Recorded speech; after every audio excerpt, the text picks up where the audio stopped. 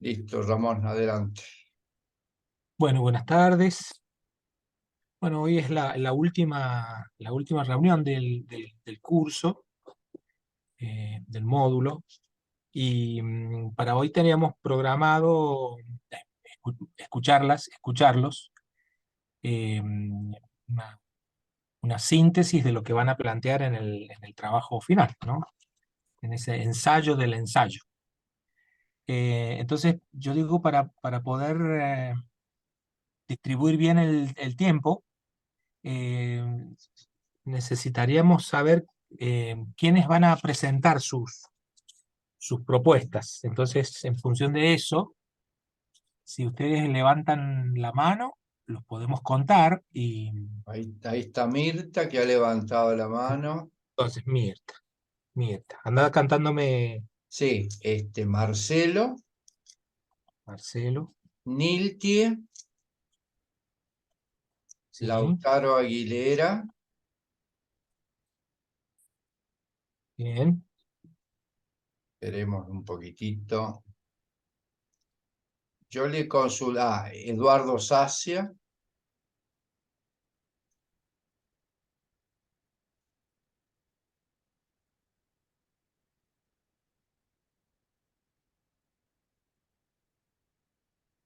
Alejandro Núñez,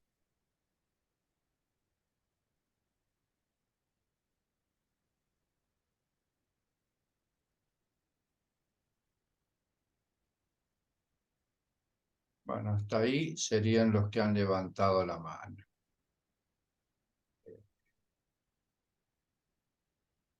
bueno, Una entonces ahí, cosita, Ramón. sí, Eh, sí, yo en mi caso no alcancé a preparar, es decir, las filminas, que eran tres, pero bueno, más o menos el tema lo quisiera explicar porque sí es un tema que quiero ¿Está bien? desarrollar. bueno, me parece perfecto, me parece Ah, perfecto. gracias, Sí, sí, gracias, gracias. sí, sí, recuerden que este es una especie de, de de plantear ideas y entre todas las vamos a ir construyendo, ¿no? Y vamos a ir aportando desde donde podamos cada cual, ¿no? Esa sería la idea. Miren, entonces tenemos Agregarlo a Lautaro Aguilera. la autora, ya está, ya está, Ah, ya estaba, Bien. perdón, perdón, ya perdón, estaba, ya perdón. estaba. Y Sí, seguramente ahí para un cachitito que se ha sumado Belén Galende, ajá, que seguramente también irá, va, sí, claro, sí, seguro que va a presentar o va a intervenir, digamos. Está claro. buena la aclaración esa, porque bueno, algunos lo harán con las placas y otros no. Claro, y otros no, que vayan contando las ideas principales que han podido, Bien, que han ido pensando. Entonces, miren, tenemos, vamos a poner 80 minutos dividido, dividido 7.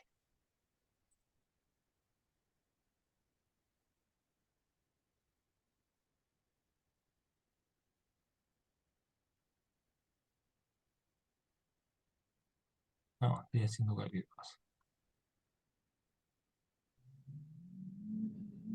10 minutos son 70 10 minutos. minutos. Claro, claro. Entonces, más o menos 10 minutos. Lo que podríamos ir haciendo es, menos mal que me dediqué a la filosofía, ¿no? Es que hay un contador en la sala, por eso es fácil. Claro. no te hagas problemas, Ramón, que soy socio tuyo. Perfecto, perfecto. No, que tengo la calculadora que no sé qué he tocado, que ha quedado cosas anteriores. Entonces, claro. Aprendí a Bueno, dividir, Ramón. Te vamos a mandar a la claro, primaria. ¿cómo? Bueno, entonces hagamos así, miren. Podemos ir, yo acá fui anotando en un orden, ¿no? Mirta, Marcelo, Nilti, Lautaro, Eduardo, Alejandro, Belén, Y ¿no? también ha levantado la mano Miguel, Miguel, Miguel Bomparola, digo, 8. por las Bueno, dudas que aparezcan los otros Miguel. Miguel. Bueno, entonces más o menos vamos a tener eh, unos, em, sí, unos 10 minutos. Y lo que podemos ir haciendo es dedicar un ratito, unos 2 minutos, eh, como para ir haciendo comentarios a cada cual. ¿Les parece? Como quieran. Esos comentarios pueden ser de cualquier persona que le interese participar, les interese aportar algo a lo que ha planteado la compañera, el compañero, y seguimos adelante, ¿no? Entonces, más o menos en 12 minutitos vamos tomando ese tiempo para cada uno de ustedes, ¿sí? Bueno, empecemos con Mirta, que fue la primera que levantó la mano. Me Si pide tenés placas, permiso para Ah, sí. presentar. A ver, bueno, Hola. ahí te vamos. Perfecto. Ahí estamos. Bien. ¿Se abrió? Ahí está en proceso. Ahí estamos. Perfecto. Bien. Ahí lo abro al todo. Bueno, yo armé esa plaquita de la presentación del Calibán, donde, bueno, fue un texto que en lo particular me costó bastante y me llevó varias relecturas, o sea, me parecía complejo en un primer momento y después me terminó gustando bastante. Tomé como que, bueno, habla sobre la identidad latinoamericana, la reflexión partiendo de dos tesis, una existencia de cultura latinoamericana con características propias dentro de una cultura de dos tradiciones, el planteo ahí me gustó también, bueno, donde habla sobre Ariel y Calibán, donde se remite a Shakespeare, la construcción de un otro americano, la visión del indígena, con una percepción, digamos, en las primeras expansiones de las colonias, ¿no? Y donde habla del Calibán como una cuestión, digamos, que es nuestro símbolo y no como el Ariel, digamos, tomado, ¿no? Se hace esas distinciones en los personajes, habla sobre una América Latina que ha nacido mestiza, donde es mestiza de nacimiento, pero con un habla de dos potencias coloniales, donde un lenguaje de los opresores nos unifica, donde también hace una recorrida del texto sobre la historia de la literatura, donde toma varios autores que después en la otra filmina hago como una pequeña mención de algunos, y donde habla de un Calibán como símbolo de la rebelión anticolonialista, donde nos habla de asumir nuestra condición de Calibán implica repensar nuestra historia desde el otro lado, desde el otro protagonista de la tempestad, o como hubiéramos dicho, nosotros, digamos, no como el supuesto Ariel, sino como el próspero, dice. Habla también sobre Martí y Fidel Castro, porque toma algunos textos ahí donde hace una posición, digamos, que ellos reflexionan, y como que son los fundantes, nos va a decir de su concepción de la política cultural y de la identidad cultural del continente. También el término Calibán es un anagrama forjado por Shakespeare a partir de caníbal, ¿no? Pero también es un término que proviene, va a decir, del Caribe, y donde los caribes, antes de la llegada de los europeos, a quienes hicieron una resistencia heroica, eran los más valientes, los más batalladores, los habitantes, digamos, de las mismas tierras, que ahora donde vivimos nosotros, nuestra América, ¿no? Y como que es un nombre perpetuado por el mar Caribe. Y después en la última tomé, digamos, donde hablo de decir, o sea, el Calibán, digamos, como una cuestión de acá de nuestra América, donde habla sobre las cuestiones visto, digamos, como el reconocimiento por el habla de dos potencias coloniales, donde Martí naturalmente ocupa también a veces muchas páginas del ensayo ahí, donde lo toma Fernández Retamar en varias partes retoma, digamos, posicionamientos de él. Se produce también una dicotomía excluyente y racista también de Sarmiento, donde habla de la civilización europea, donde se identifica tanto aborígenes con los gauchos, tantos próceres de la independencia y también políticos que se pusieron, digamos, en esa penetración económica. También se habla, digamos, que Sarmiento llevó hasta sus últimas consecuencias como un arsenal de ideas racistas y despectivas hacia los pueblos originarios del continente. También aparecen como otras mediaciones de Calibán, donde se dialogan, digamos, y se toman algunos autores latinoamericanos como son Jorge Luis Borges, Carlos Fuente.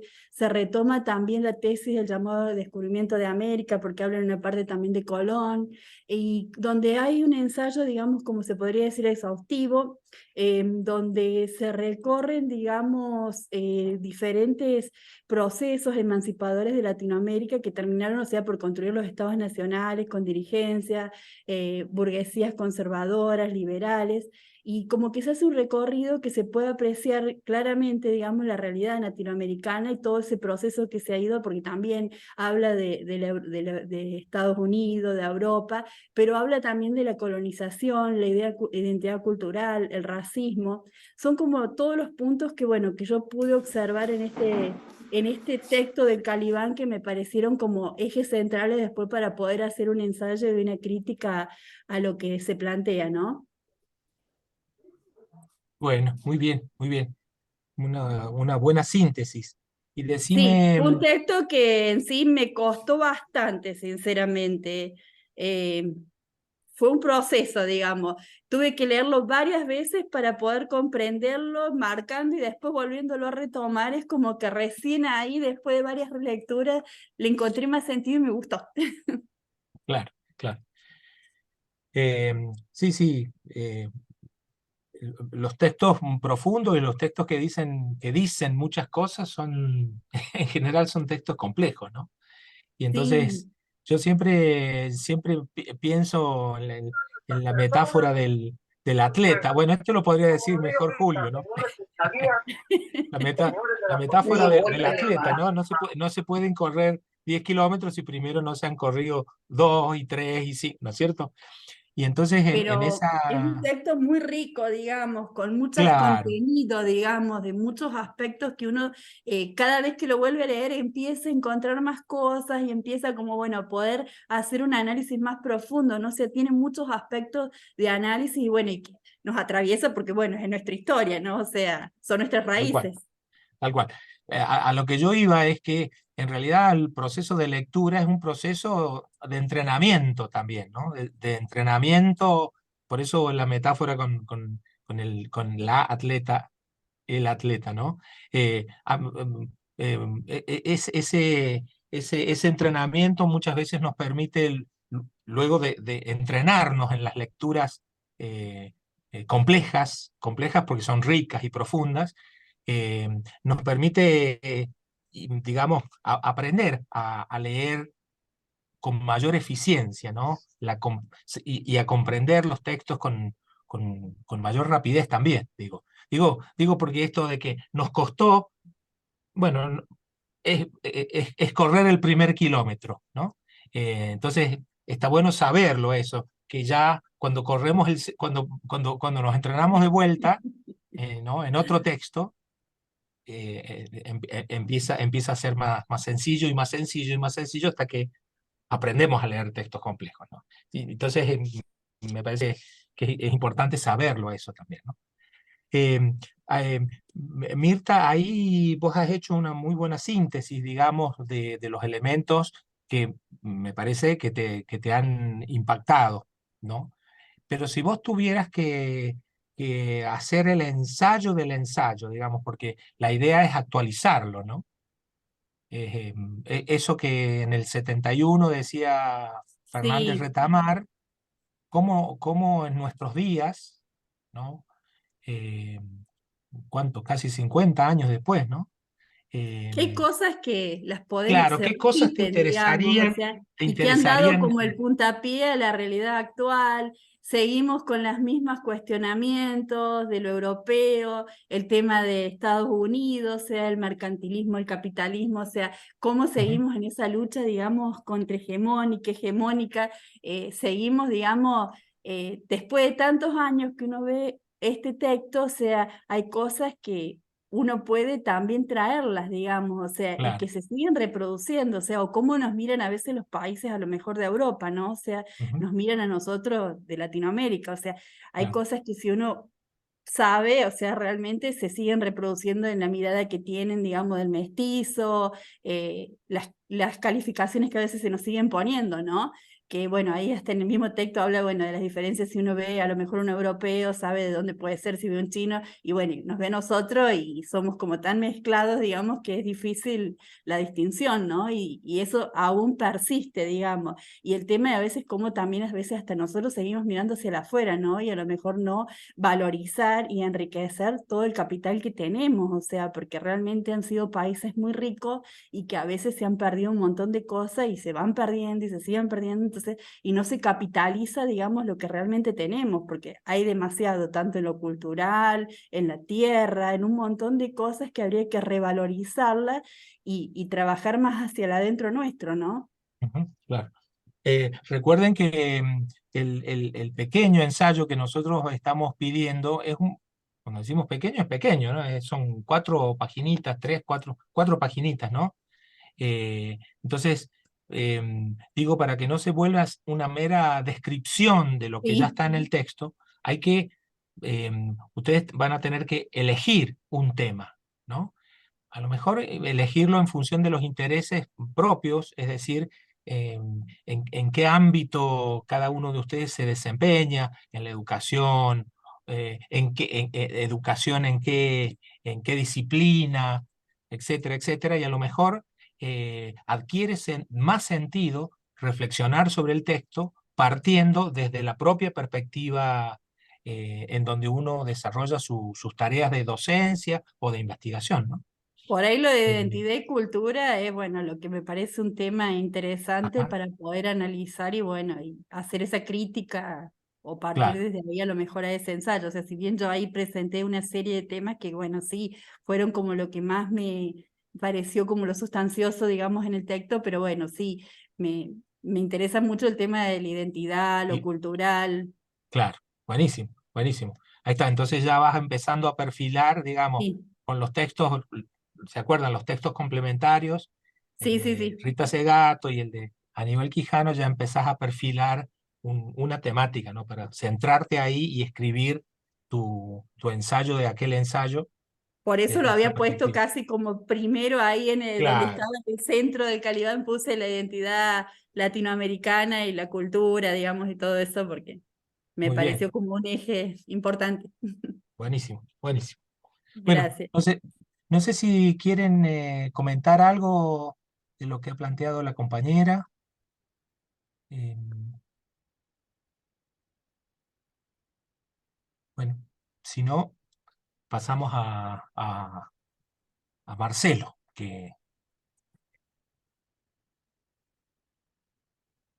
a Marcelo, sí, que nos haga su Sí, sí, presentación. perdón. Ahí Es- estoy por compartir la... Perfecto, perfecto.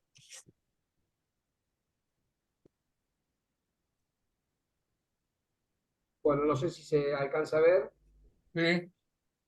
Bueno, tanto lo estético como el contenido es un poco más simple que lo de Mirta, que estuvo muy bueno. No, bueno, en realidad yo primero aclarar que también que creo, Ramón, no estar cumpliendo en esta presentación con las premisas que vos nos habías pedido y que recién nos recordaste en el comentario a Mirta. Pero bueno, prometo que si vos haces un ensayo de la tabla del 8, yo voy a hacer un ensayo de retamar más bueno. Este, Perfecto, perfecto. bueno, más allá de la chanza, la verdad que es realmente muy interesante. Yo siempre lo resalto porque, bueno, vengo de otra formación. Todas estas son lecturas nuevas para mí, contenidos nuevos, visiones nuevas, que, bueno, como a Mirta también me ha costado un poco. No lo he leído tantas veces, sí lo he releído, pero bueno, lo que yo básicamente estoy poniendo aquí es alguna también, por eso digo que no cumplo con la premisa, pero sí, bueno, lo voy a hacer en el ensayo, es una interpretación de lo que yo he leído. Eh, Digo, por lo que he leído y por algunas lecturas adicionales a este capítulo del Calibán, evidentemente este ensayo de Fernando Zatamar ha tenido mucha influencia en las discusiones en torno a la identidad latinoamericana. Este, y fundamentalmente orientada a la literatura y la intelectualidad. Yo puse ahí simplemente como ayuda a memoria a qué responde el ensayo, pero simplemente para una ayuda a memoria mía. A mí me parece que este ensayo, Fernández Retamar, además de hacerlo, digamos, o lo que expone, o lo que yo interpreto de su ensayo, es dar respuesta a esta pregunta que puede haber sido real o simplemente, digamos, imaginaria para que le diera pie, ¿no es cierto?, a su trabajo, lo reconozco, que le hace ese periodista, y que si existe una cultura latinoamericana, que le hacen esa pregunta, que en definitiva, como él lo interpreta, es como si nos preguntaran si existimos nosotros los latinoamericanos, ¿no? O sea, hasta casi te insulto la pregunta, ¿no? Entonces yo creo que esa es una de las razones, y que él en definitiva, a través del análisis o de la obra de William Shakespeare de 1611, La Tempestad, utiliza sus personajes y los reinterpreta, por supuesto alejándolos absolutamente del sentido que tenía la obra de Shakespeare, que era una mirada obviamente europea, eurocentrista, como decimos, pero que además estaba enrolado dentro de los colonialistas duros, ¿no? Que era demostrado obviamente a través de la descripción del personaje Caliban que hace William Shakespeare. Bueno, Retamar creo que también, digamos, el ensayo lo hace basándose en esta obra y en sus personajes y en su reinterpretación. También tiene una parte, este trabajo, este ensayo, tiene que ver con un poco la descripción de la historia de Latinoamérica, o digamos de nosotros los latinoamericanos y caribeños, ¿no? Donde yo también interpreto como dos visiones que justifican al colonizador, al europeo colonial, que justifican de alguna manera la aniquilación, digamos, de las personas, de los latinoamericanos en el siglo XV, ¿no? Estas dos visiones yo las interpreto como que hay una visión, y digamos, más adelante Retamar explica que hay constancia que Shakespeare toma la obra de Montaigne, y Montaigne a su vez había tomado escritos propios de Colón, de sus primeros viajes, donde Colón iba describiendo, y que esa descripción de alguna manera hace formar una imagen de los latinoamericanos y caribeños en Europa, que se divide en dos visiones. Una visión de aquellos aborígenes feroces, que lo describen,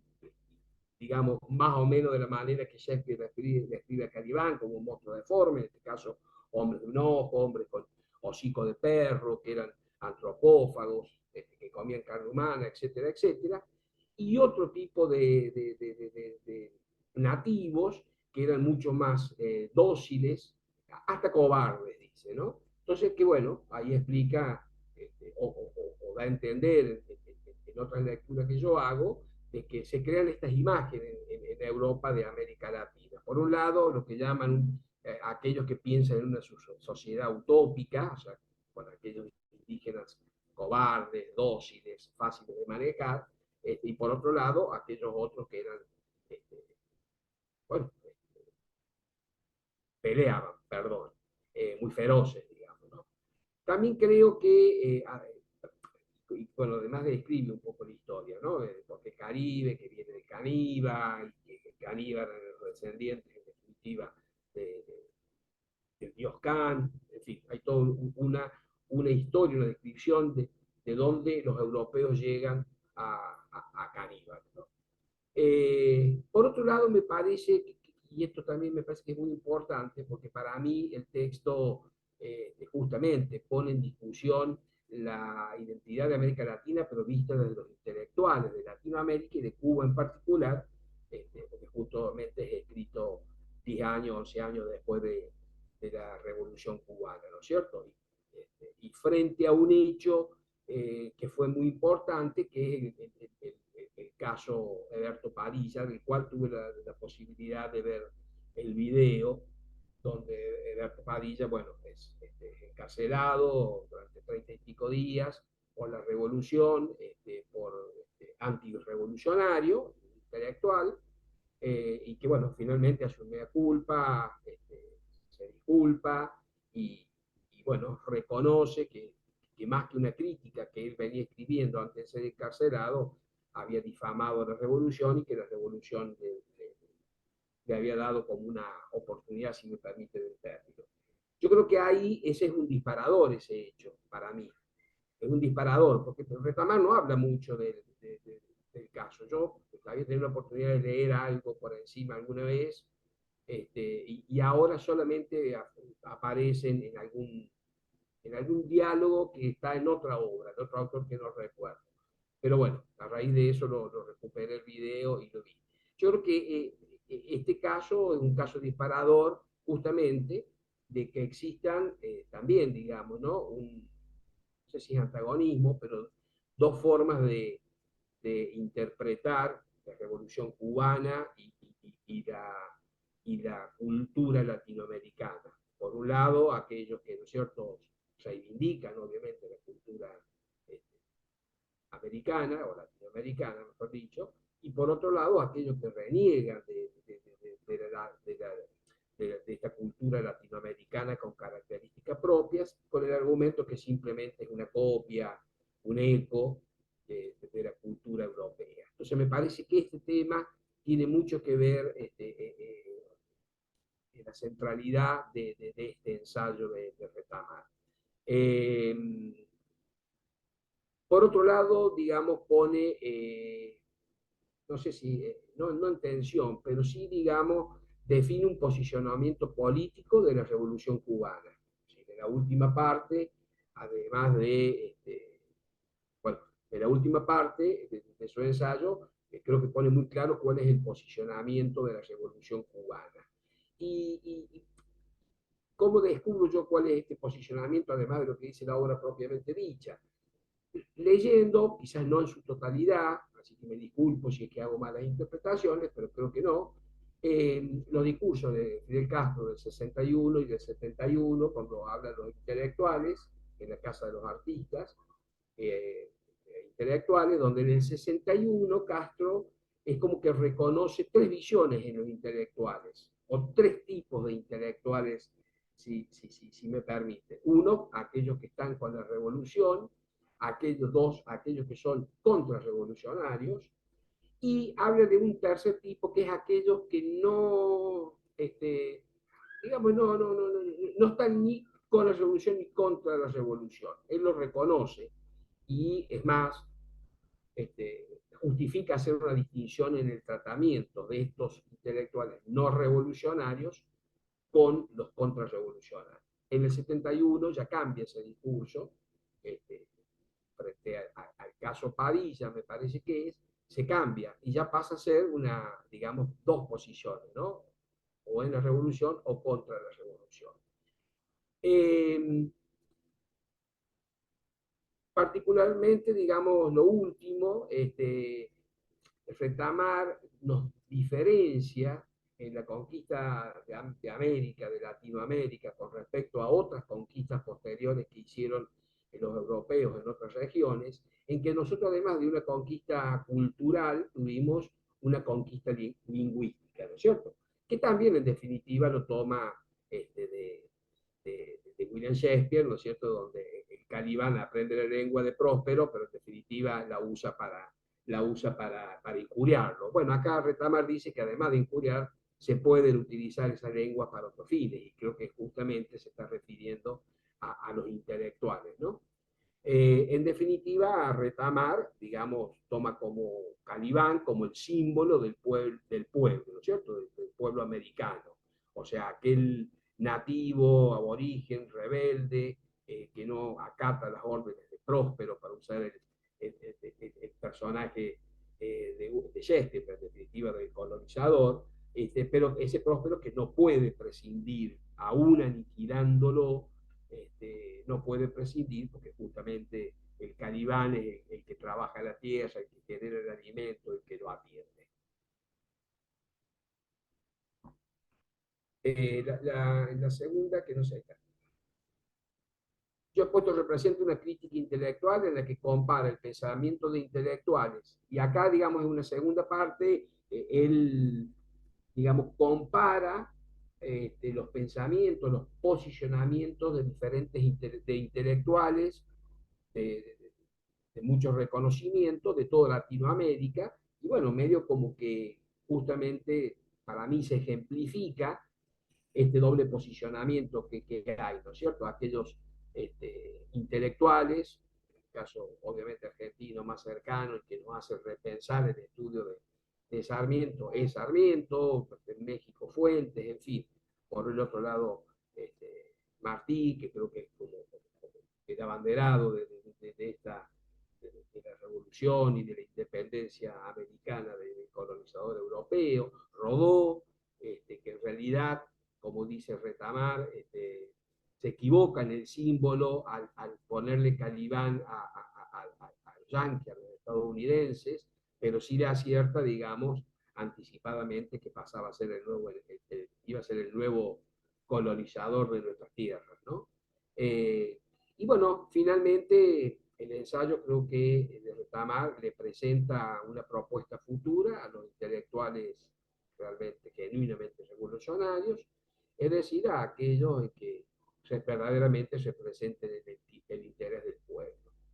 Eso es más o menos lo que yo entendí de la obra, insisto, no del ensayo, no responde a la premisa. ¿Qué duda me queda? La duda que me queda es que, y lo digo bien desde la ignorancia, ¿no? Porque tampoco he leído a los otros autores, me parece que Retamar este ensayo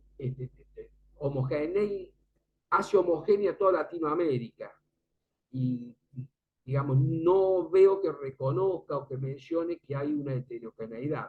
Coincidentemente, esto yo lo asimilo con el trabajo final del módulo anterior, donde yo en mi trabajo pongo que para mí América Latina parte de una misma historia, pero tiene una diferente realidad. Y esas diferentes realidades a veces impiden que podamos tener un pensamiento homogéneo, ¿no? Y bueno, y la otra duda, porque bueno, es mi posicionamiento desde siempre, es mi forma de pensar las cosas, se mantiene el ensayo solo dos posiciones absolutamente encontradas, ¿no? A mí me parece que deberíamos avanzar, la historia es la historia, debemos redescubrir nuestra verdadera historia y se está haciendo, pero bueno, es historia. Debemos avanzar y yo creo francamente que se pueden encontrar posiciones en donde nosotros podamos aprovechar de lo que la cultura europea nos ha dejado, en la medida que mantengamos nuestra independencia social, económica y política. Así que bueno, eso es la presentación, me queda claro cómo tiene que ser el trabajo. Gracias. Muy bien, Marcelo, muy interesante. Ahí veo que es como que les has dado, has demostrado mucho interés en el tema de los intelectuales, ¿no? Es decir, el vínculo de los intelectuales con la revolución o con la independencia, ¿no? A lo mejor ese podría ser tu, digo yo, por el interés que has demostrado en esa temática, ¿no? A lo mejor sería interesante que te centraras en ese tema.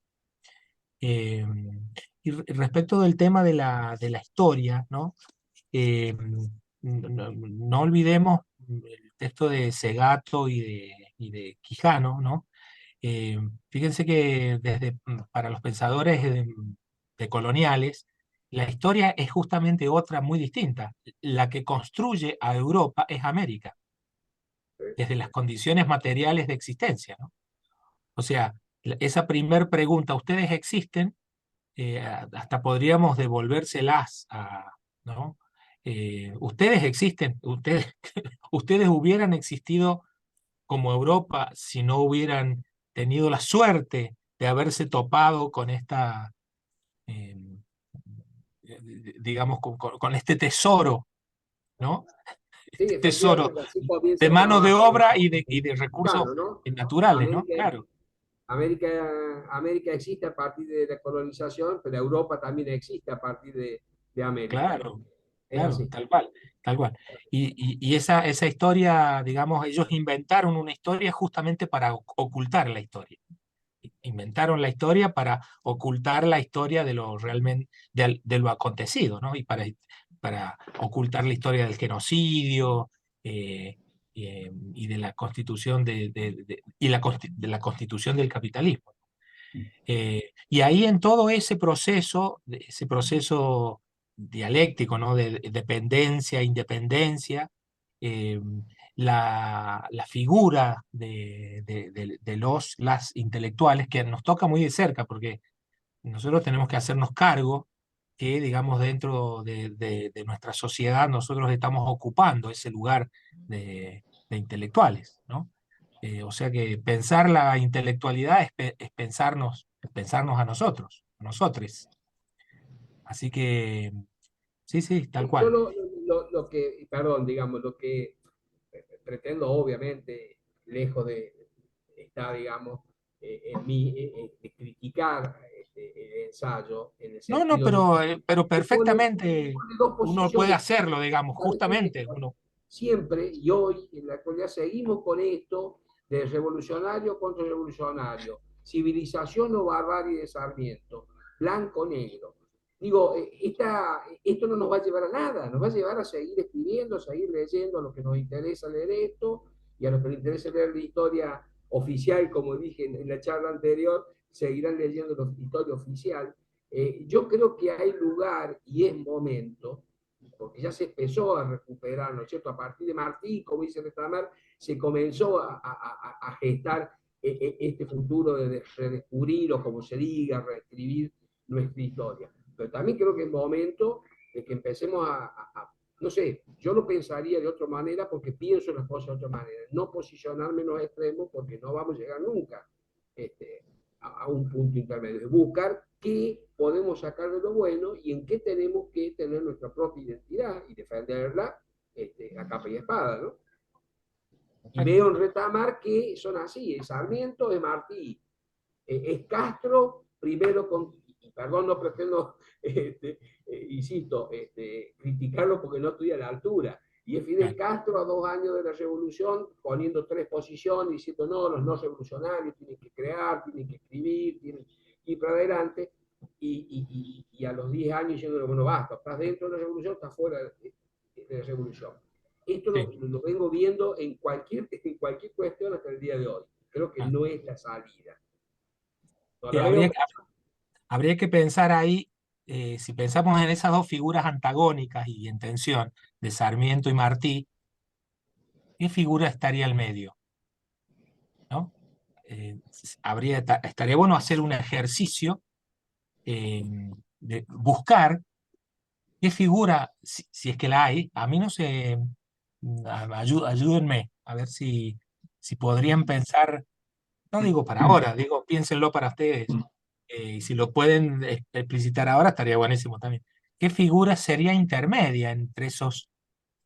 ¿No? Porque uno puede decir Sarmiento Martí, eh, Si no lo a conocen, ver, evidentemente quizás, digamos, lo mío es una utopía, digamos, no se puede lograr, pero claro. digo, yo soy un convencido, digamos, de esta Sí, cuestión. estoy pensando en Scalabrini Ortiz, pero no, que Scalabrini Hay una Ortiz estaría propuesta, más cerca de Ramón. Martí, ¿sí? No, Sí, Hugo. digo, simplemente para recomendar, porque yo creo que hay un libro que le puede venir bien a Mirta, que fue la primera, que ella hablaba sobre el tema de la identidad y la cultura, y a lo mejor lo puede ayudar también ahí a Marcelo, que es un libro de Un mundo cheje es posible, ensayos de un presente en crisis, que es un libro de Silvia Rivera Cusicanqui. Y ella trae el concepto un poco de lo abigarrado, ¿no? Que es un concepto de René Zabaleta Mercado.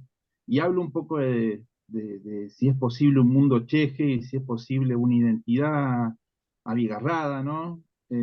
Donde se mezclan y se entrecruzan y suceden un montón de cosas. Y yo creo que es muy interesante para poder, e incluso ella trabaja imágenes, porque un poco yo creo que también Marcelo trajo el tema de la lengua, porque ella dice que las palabras no designan, sino que en general encubren, porque son signos, ¿no? Entonces trabaja muchas imágenes y sobre esa va construyendo un poco de, bueno, ella viene de la sociología de la imagen, pero así que por ahí puede ayudar ese librito ahí también a tener más elementos. Bueno, buenísimo. Compartilo, Hugo. Gracias, Hugo.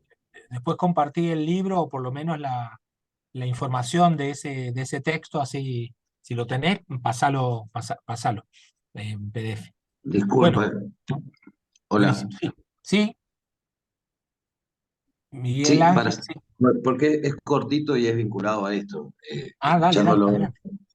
Escuchándolo al compañero, pensar que bueno, que no recuerdo dónde, pero recuerdo que de Dussel de haber criticado fuertemente este antagonismo que tiene la filosofía occidental, este blanco y negro que justamente acá Casabian está planteando. Y él propone observar la filosofía justamente andina, donde el concepto de la contraposición es superado por el concepto de la complementariedad. Y me parece que va por ahí, encontrar una complementariedad nuestra americana para poder alcanzar ese costo. Nada más, ese aporte y después levanto la mano. Perfecto. Es cierto, claro. Es cierto, claro.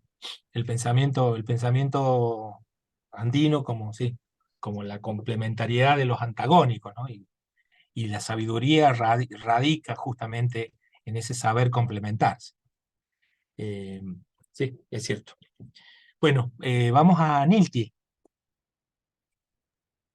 Hola, bueno, espero que me escuchen. En caso de que no, avísenme porque acá es justo el Día de la Independencia, entonces se arman unos fiestones locos y están probando sonido por acá. Yo, bueno, no, yo Qué creo que yo no lindo. podría hacer un ensayo siquiera cercano a lo que propone Retamar. Gracias, Enrique, muchas gracias. Pero bueno, yo, una propuesta cercana tal vez, si la discusión es sobre la identidad, si la discusión es sobre la cuestión de la construcción sobre el otro, tanto el colonizador como el de los, digamos que los que pertenecían a estas tierras, creo que una de las primeras discusiones actuales era esto que les comentaba la otra vez sobre esta propuesta de los cunas sobre el término de Abya Yala para repensar el continente, pero también lo que ha sucedido con las cuestiones y las discusiones actuales con la idea de lo mestizo, lo indígena y lo negro, en el contexto de los procesos de resistencia en América Latina que llevan a procesos reivindicativos y de lucha, y eso hace también que todo el término se reivindique. En México el levantamiento del EZLN reivindica la categoría también de lo indígena, la vuelve a poner como eje de discusión. Si se trata de discutir o mirar quiénes están, o dialogar con alguien que esté trabajando estos temas, a mí me gusta mucho una pensadora ayuk que se llama Yasnaya, y ella justo lo que dice es, bueno, antes de la llegada de los españoles éramos zapotecas, éramos mijes, cuando llegaron en el proceso de la colonia éramos indios y durante el proceso de independencia se constituye lo indígena. Entonces, con la identidad indígena únicamente llevamos 200 años, mientras que las identidades zapotecas, mijes llevan muchísimos años más, ¿no? Entonces, creo que es un punto para mí que sería de análisis, pero también lo que sucede tanto con el indigenismo en México, desde Vasconcelos y los diferentes procesos que se ha dado. Bonfil Batalla en el texto justo de México Profundo da cuenta de eso, y también las políticas neoindigenistas que ahora estamos viviendo de algún modo desde otra tonalidad y desde otras cuestiones. Esto porque, por ejemplo, dentro de las políticas de la identificación o de la identidad, una de las cuestiones muy claras que tiene el Estado para otorgar, además de ocupar un territorio ancestral, es la lengua. Pero la lengua también se vuelve como un problema, digamos, a la hora de establecer las identidades, porque no todos los pueblos que tienen saberes y conocimientos y formas ancestrales o que tienen prácticas comunitarias o comunales hablan su lengua. Y lo que está sucediendo es que el Estado determina, si no hablas tu lengua, entonces ya no eres indígena, por lo tanto, por ejemplo, aplica políticas de despojo, como no te vamos a consultar acerca de si ponemos una minera en tu territorio, porque tú ya no hablas tu lengua, por tanto ya no eres indígena. Entonces, creo que eso es algo también que es importante discutir dentro de estas políticas de reconocimiento de los pueblos indígenas, no solo en México, sino en otros lugares, y lo que significa la construcción de identidades más allá de la lengua, o lo que estaban mencionando, lo que implica esta construcción de las identidades, pero en el cruce entre diferentes procesos. No sé, Enrique, si me permitas, si puedas dejar de compartir para compartirles un pequeño texto de una poeta mapuche que además me gusta mucho, que se llama Adriana Paredes Pinda, que creo que, a ver, dice: el anfitrión inhabilitó la función de compartir las pantallas de los participantes. Si me dan un minutito para eso. Bueno. Ahí sí. Ya está. Este texto creo que un poco tiene que ver con lo que traían a la discusión. En Chile los mapuches es muy interesante también cómo han manejado la cuestión de la lengua, porque la lengua tiene menos hablantes, por ejemplo, que en México, pero no por eso no se identifican como mapuches, ¿no? Utilizan otra línea para este proceso de identificación. Y Adriana Paredes Pinda, pues ella lo expresa así: fue la lengua castellana que nos ultrajó en primer y en último, la lengua y el pensamiento, pero no solo ella, por supuesto. La lengua hispana nos ha violentado, lo confieso, nos ha socavado. Por eso escribo: la lengua castellana me ha perdido, sin retorno tal vez, me ha mordido los pensamientos, y yo, pecadora, pobre de mí, me he enamorado de la lengua castellana meretriz. Me ha robado el mapuzungún, me ha robado el chezungún y el sesún. Me ha robado el espíritu y el aliento, el sentido. Me ha robado el calic, ya en calicán, me ha robado el licán. Por eso escribo bajo estado hipnótico y no logro zafarme. Esta lengua meretriz me pesa, me quema. Este güeñafe, este pensar güeñefe de mí. Entonces creo que esto tiene que ver justo con esas otras discusiones de las identidades, de lo que implica lo mestizo, de lo que implica la reapropiación de esas identidades, y de estos procesos de resistencia e identificación que van más allá de cuestiones como cuestiones establecidas, de que, como lo que mencionaba, no eres de una o de otra o hay un en medio, ¿no? Creo que hay algo más que un en medio, y efectivamente tendríamos que problematizarlo en el contexto de los procesos que suceden, por ejemplo, en la forma en la que los pueblos pues arropan otro tipo de cuestiones para discutir la identidad, como el habitar, como el saber, como el transitar, como el pertenecer, como las memorias. Y creo que en ese sentido todos tenemos memorias territoriales y desde ahí podemos construir nuevas identidades. Bueno, sería todo. Gracias. Excelente, Nilti. Y ahí el tema, claro, el tema del lenguaje, la pregunta sería, bueno, nos hemos emancipado en español, o sea, nos hemos sacudido la condición de colonia política, por lo menos política, pero la pregunta es si podemos liberarnos en español. Y vos estás diciendo que no, ¿no? La liberación, digamos, el lastre del español, a lo mejor, ¿no? Como decía el texto mapuche que leíste, a lo mejor es imposible la liberación en español. Es decir, Calibán no puede liberarse con el lenguaje de su opresor, ¿no? Porque el lenguaje nos constituye subjetivamente y nos constituye en el lugar de oprimido, ¿no? Entonces, a lo mejor estaría muy bueno que tu ensayo del ensayo vaya por ahí, ¿no? Tratar de responder esas preguntas, ¿no? ¿Cómo sería, cuál sería cuál debería ser el lenguaje de la liberada y del liberado? No sé, si me ocurre que has puesto hincapié en ese tema y me parece fundamental, ¿no? Para pensar nuestras subjetividades. Bueno, solo comentar una cosa, que justo no hay que entramparnos en la lengua, y que no hay que entramparnos porque incluso el Estado, eso es lo que te impone. Es decir, si hablas tu lengua, entonces sí eres, si hablas, si eres indígena, ¿no? Y si no la hablas, no.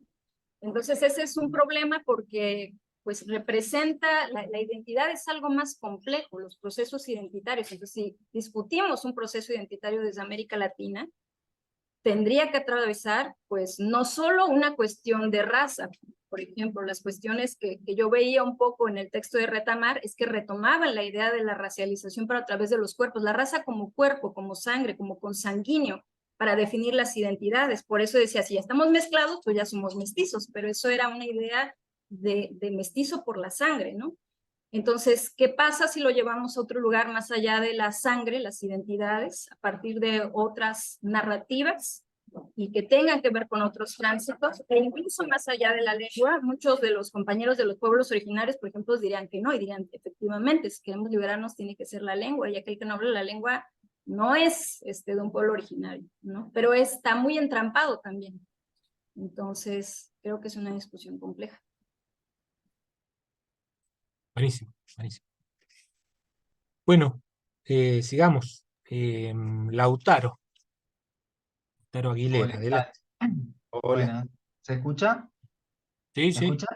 sí, sí, muy bien. Bueno, ahí lo último que dijo Nilti me hizo pensar varias cosas. En primero pensaba en un texto de Gramsci de los cuadernos de la cárcel cuando habla de la de no me acuerdo, de la filosofía de la historia de un filósofo que ahora no me acuerdo el nombre.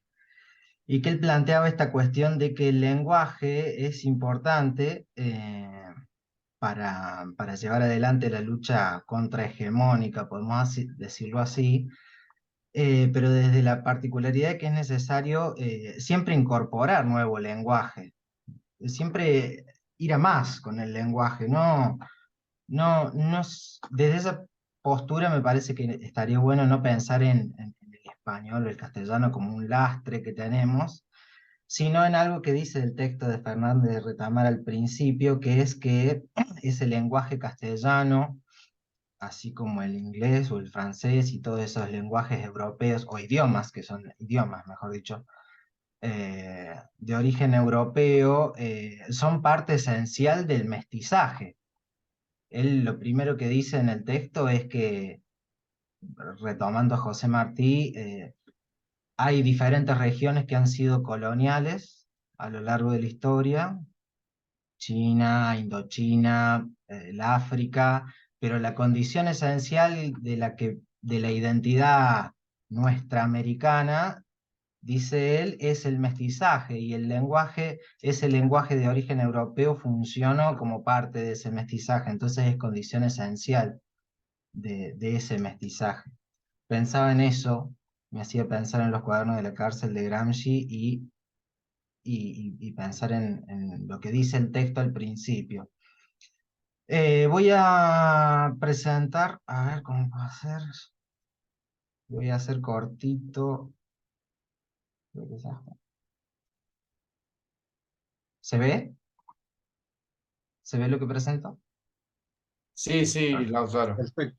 Bueno, yo mis trabajos siempre los hago a partir de la misma pregunta porque es lo que me interesa como gran eje central de lo que va a ser el trabajo final, que tiene que ver con qué me puede servir los diferentes cursos de la especialización en cuanto me pueden aportar a la enseñanza de las ciencias sociales y en particular de la historia desde una perspectiva latinoamericana. Y yo, leyendo el texto de Fernández Retamar, planteaba que me sirven para tres cosas, que las señalo acá.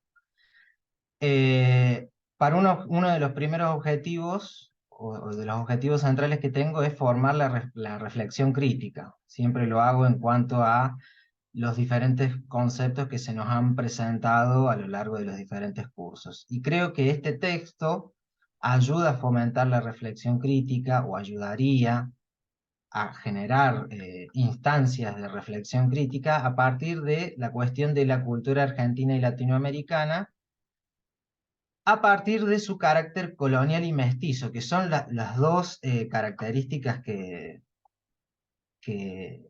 las que habla el texto desde un principio. América Latina es una región de origen o de herencia colonial, pero no solo colonial, porque hay muchas otras regiones coloniales, pero la que lo caracteriza fundamentalmente, a diferencia de de otros países coloniales, como venía diciendo, es su carácter plenamente mestizo. La conjunción de diferentes elementos que pueden ser originarios de distintas partes del mundo. Él plantea esta cuestión de que, bueno, uno podría decir que ningún ser humano en este planeta deja de tener algo de mestizaje, todos somos una combinación de diferentes herencias, pero la cultura latinoamericana tiene como carácter esencial ese mestizaje venido de su historia. Entonces ahí me sirve para fomentar la reflexión crítica. Otro de los objetivos que siempre planteo es el de intentar ayudar a mis estudiantes a comprender diferentes conceptos que se pueden presentar. Y acá los conceptos que reconocí en el texto, bueno, son obviamente el de colonialidad y mestizaje, pero también de los procesos de lucha por la hegemonía cultural en función de ciertos proyectos políticos que pueden ser coloniales o emancipadores. ¿Qué quiero decir con esto? Bueno, a lo largo del texto se van presentando diferentes imágenes de lo que es América Latina y diferentes identificaciones que se han hecho de América Latina en función de este símbolo que es Calibán. Habla Fernández Retamar de autores franceses, de Ernest Renan, de Paul Grossac, de Enrique Rodó y todo lo que es el arielismo, de Aníbal Ponce, de un montón de figuras de la intelectualidad latinoamericana que tomaron este símbolo, que en algún momento hablaron de este símbolo de Calibán, pero siempre plantea esta cuestión de que más allá de que fueran de derecha o de izquierda, que sean burgueses o revolucionarios de algún tipo, siempre comparten este rasgo de que Calibán, o de que esa identificación de América Latina con Calibán es una cuestión, por así decirlo, bajándole la categoría, por decirlo de alguna manera mal y pronto. América Latina parecería ser una región que necesita de un próspero que le diga qué tiene que hacer, ya sea de izquierda o de derecha, asume siempre esta cuestión. Y entonces, en función de eso, hay diferentes instancias de lucha por una hegemonía cultural. El gran exponente de esta cuestión es esta dicotomía que plantea Sarmiento entre la civilización y la barbarie, como ejemplo de un proyecto político que se identifica con esa hegemonía cultural. Bueno, ahí Fernández Retamar analiza qué implicancias tiene esa identificación, qué significa que Sarmiento diga que América Latina se divide entre la civilización y la barbarie, por qué plantea esa cuestión, qué quiere decir con eso y fundamentalmente qué se esconde detrás de esa imagen. Y se esconde, o no sé si lo esconde porque lo dice bastante explícitamente, pero detrás de esa simbolización está el proyecto político de Sarmiento, que es asimilar una región, que puede ser la Argentina, con una cultura civilizada que en su contexto era los Estados Unidos, la cultura yanqui, lo dice explícitamente. Entonces toda esa lucha que se va a dar también con la cuestión de esa disputa que da José Martí también, habla de diferentes proyectos políticos o de diferentes imágenes políticas que luchan por establecer una hegemonía cultural, una imagen. Y el tercer objetivo, en cuanto que soy profesor de historia y lo que me interesa es ayudar a mis estudiantes a entender la historia argentina y latinoamericana, pensar esta cuestión de cómo sirve la historia como herramienta, y acá es lo más importante que me queda del texto, que es la actitud que tiene, más allá de todo lo que dice, más allá de todo lo que se discute. Yo retomo y me alegro mucho la actitud que tiene Fernández Retamar,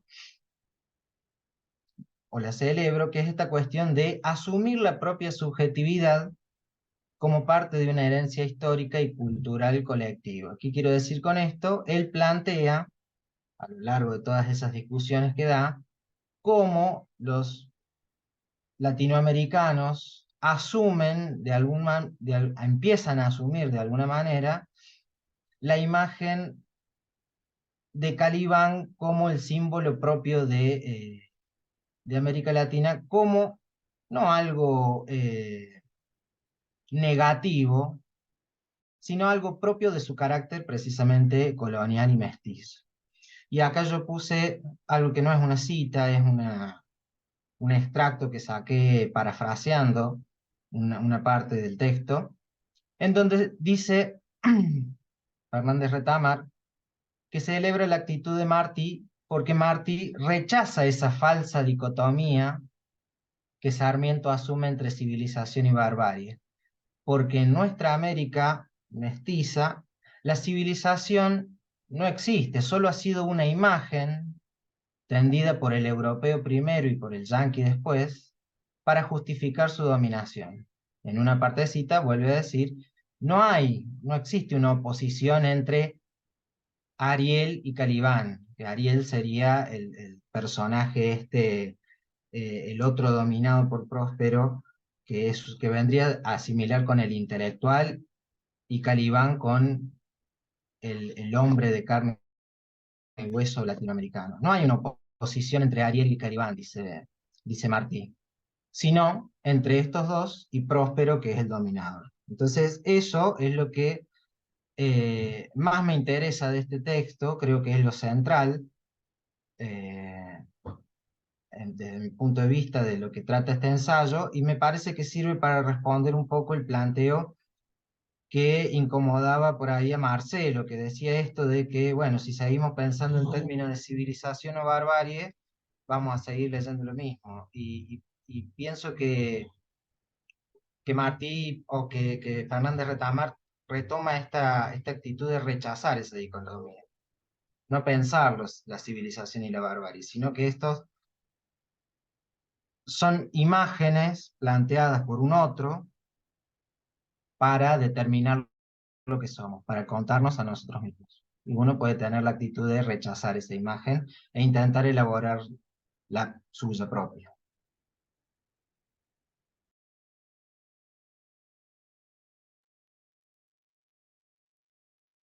Excelente, excelente, Lautaro. Sí, sí, claro, es cierto, es cierto. Claro, la dicotomía no sería civilización y barbarie, sino liberado oprimido, ¿no? Eh, y digamos, civilización y barbarie, eso lo plantea bien eh, eh, Aníbal Quijano, ¿no? En realidad estamos mirando el mundo desde la perspectiva europea, y esa perspectiva europea le interesaba para justificar su dominación esa dicotomía civilización y barbarie, ¿no? Entonces, a lo mejor lo que debemos hacer es trascender esa dicotomía y ver cuál es la dicotomía en la cual estamos eh, sumidos, ¿no? Como sujetos y como pueblos en este mundo en el que vivimos, ¿no? Sí, excelente, excelente. Me gustó mucho esa idea de que siempre haces las mismas preguntas en todos los optativos, ¿no? Eh, Me parece perfecto, ¿no?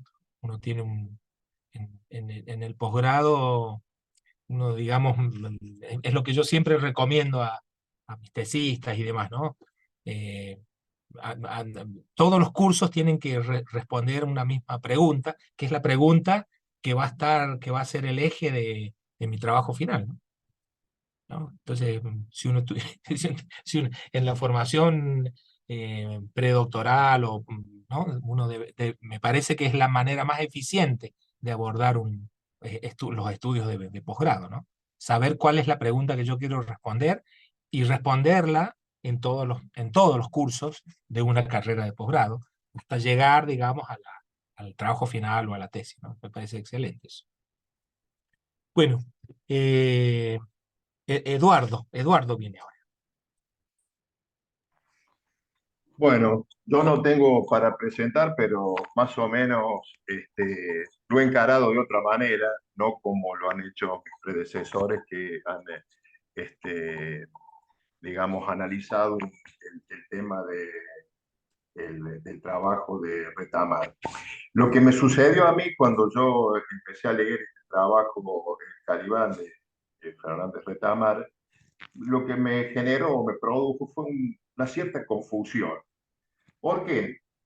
Porque Fernández Retamar en este trabajo problematiza sobre la identidad cultural de nuestra América o la identidad de nuestra América. Ante la pregunta de ese periodista europeo que le dijo, estimado, ¿hay cultura, existe cultura en América? ¿Y por qué lo digo? Que me produjo confusión, porque utilizó o extrajo el libro de la Tempestad de William Shakespeare los personajes para representar a los distintos actores de esa realidad. Entonces yo me preguntaba, ¿no podría haber utilizado, y creo que esto responde a lo que usted, profesor Ramón, había planteado al finalizar la clase anterior, que la escuché aquí por el YouTube, cómo podíamos denominar a estos nuevos actores o a estos actores utilizando términos más americanos, digamos. Y a mí me pareció que, habiendo surgido la palabra calibán de esto de los indios caribes, hubiera sido una buena manera americana y caribeña de reflejar al calibán. Bueno, los otros actores podrían ser, bueno, el tema de los intelectuales, quizás los indios arahuacos, perdón, que eran los que representaban la docilidad, más allá de que después Retamar dice que había dos tipos de Arieles que yo lo hubiera representado con Arauco. ¿Por qué? Porque, bueno, estaban aquellos que reivindicaban lo europeo y aquellos que lo reprimían y lo combatían. Entonces me pregunto, ¿no existió una cultura precolombina? ¿Qué quiere decir esto? No teníamos identidad antes de la llegada de Colón a América. Eso me quedó como una cuestión, porque me parece a mí que si estamos hablando de la identidad de nuestro continente, antes hubo gente, no hubo gente a partir de que llegó la civilización. Teníamos nuestra civilización, están los pueblos, y creo que muy bien el Nilti hizo referencias a algunos de estos pueblos que existían de mucho más antes, que no nos dejaron ningún legado. No he leído suficiente sobre ese tema, pero bueno, me parece a mí que esta es una cuestión que sería importante resolver. ¿Por qué? Porque la identidad es compleja, y más teniendo en cuenta las realidades distintas de todos nuestros países o de todos los países que componen Latinoamérica. Porque me parece que una identidad homogénea latinoamericana es difícil de conseguir, y para mí. Y es por eso de que ni siquiera, como hemos visto en otras materias de la especialización, que no nos hemos podido poner de acuerdo en otros aspectos menos vidriosos, digamos, que la identidad. Eso por un lado. Es decir, debemos de alguna manera reconocer nuestra heterogeneidad, porque me parece a mí que es la única manera que, reconociendo esta heterogeneidad de nuestros pueblos, nos va a permitir ver la imagen nuestra en forma colectiva, digamos así. Eso por un lado. por otro, ¿cómo podría expresarlo? Eh, la, bueno, ya lo había más o menos dicho, de que la identidad nuestra va a ser difícil de conseguir, y creo de que más allá de tratar de buscar esa identidad, deberíamos dejar estas cuestiones teóricas para directamente ir a cuestiones más pragmáticas. Quizás esto sea por mi formación de índole económica, porque hemos visto, incluso en la actualidad, fenómenos bastante raros. Y lo voy a poner el ejemplo el fenómeno nuestro de acá, de los últimos tiempos políticos, el fenómeno Milei, ¿no? Que de alguna manera irrumpió con sus ideas liberales al campo de la política, a punto tal de que podría estar convirtiéndose en el presidente de todos nosotros, lo cual generaría una serie de cuestiones bastante intrincadas y difícil de reconocer. Y creo que eso es lo que nos está faltando a los que compartimos de alguna manera lo que nos llevó a hacer esta especialización, ¿no es cierto? Ver en forma crítica todas las cuestiones que el capitalismo está produciendo, no solamente en América Latina, sino también en el mundo. Y me parece que es un tiempo en que debemos salir de los textos e ir a la acción. Como dijo Karl Marx, ¿no? Al final del manifiesto: proletarios del mundo, uneos, porque si no, vamos a seguir dominados. Bueno, esa era más o menos la idea que pensé, bastante distinta de todos los que nos han explicado, digamos, en forma muy detallada lo que Retamar escribió en el Calibán. Yo vi estas cuestiones y la preocupación, ¿no? De que si no tomamos acciones, gente como Milei puede llegar a ser muy problemática para nuestro futuro, ¿no? Porque le estamos dejando el espacio. No sé si me explico. Nada más. Bueno, gracias, Eduardo. Sí, sí, muy interesante. Ahora, lo que uno debería, se me ocurre decir esto, ¿no? Digamos, la diferencia entre el pensamiento decolonial y el pensamiento postcolonial es que para el pensamiento decolonial ha habido una destrucción que no vamos a poder reconstruir. Es decir, América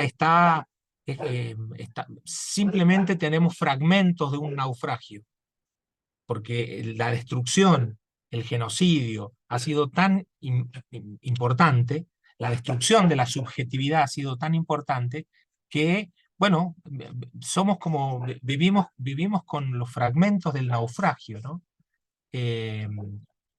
Y no, a lo mejor uno podría pensar en que estos procesos de resucitar viejas recetas neoliberales, ¿no? Cada tanto, a lo mejor tienen que ver con ese naufragio en el que vivimos como subjetividades y como pueblo, ¿no? Estamos ahí. Y a lo mejor sería interesante, Eduardo, que abordes ese tema, ¿no? ¿No? Desde la perspectiva de los textos que hemos leído, por qué surge un Bolsonaro, un Milei? ¿Por qué surgen en Latinoamérica luego de la historia que tenemos de resistencias, de liberaciones? ¿No? A lo mejor sería interesante pensarlo, porque Milei es lo que nos pasa a nosotros, pero ya pasó Ya pasó en Brasil, ¿no? Y pasó en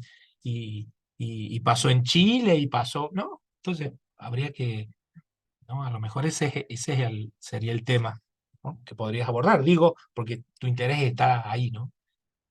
Bueno, perfecto. Perfecto. Buenísimo. Bueno, Alejandro, estamos nos quedan 15 minutos. Yo no tengo problema en seguir, así que todos tienen el mismo tiempo para explayarse con tranquilidad, ¿no? Queda Alejandro, Belén y Miguel, ¿no? Eh, Bueno. ustedes tienen, yo no tengo, ¿quieren que Lo mío es extendamos? muy cortito. Bueno, dale, adelante, Apelaré a la síntesis. dale.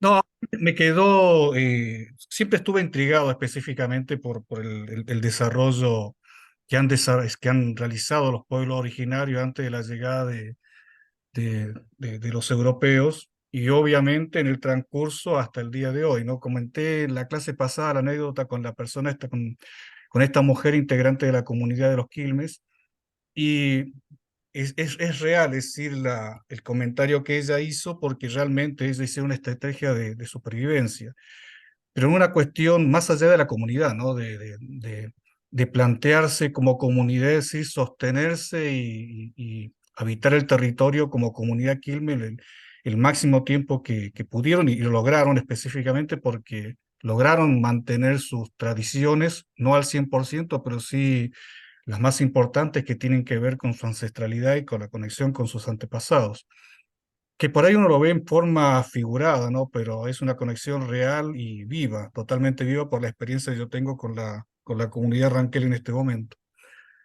Entonces, lo que yo planteo y quiero plantear en el trabajo es esto nosotros vemos en el texto, por ejemplo, de Quijano, un Calibán sometido, es decir, subyugado, es decir, por una cultura totalmente que lo atraviesa y rompe toda su cultura, o cuando en realidad, es decir, han habido pueblos con estrategias de supervivencia en la avanzada de Europa, pero no simplemente porque ellos se encontraron de repente con un invasor que pisaba sus playas, sino que simplemente eran culturas que en cierta forma habrían tenido sus herramientas como para saber que se avecinaba ese tipo de cosas.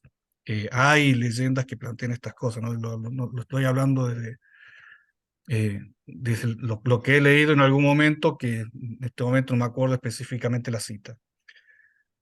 Pero yo quisiera rescatar al Calibán que ha sostenido una estrategia de lucha para mantener sus tradiciones y su ancestralidad. Por ejemplo, qué sé yo, los pueblos de México, hablando de América Latina, ¿no? Los pueblos del Amazonas que sostienen todavía todas sus tradiciones sin tanta contaminación de Occidente, o los pueblos de Perú, de Bolivia, en el caso, por ejemplo, de los ranqueles, manteniendo su lenguaje, sus tradiciones, o los mapuches mismos, como decía Niltie, más allá, por ejemplo, de que hay pocos hablantes del mapudungún, pero aún así manteniendo sus tradiciones y sus ceremonias, y ceremonias vivas, no ceremonias que solamente plantean alguna liturgia o alguna cuestión simbólica, sino que de conexión real con su ancestralidad.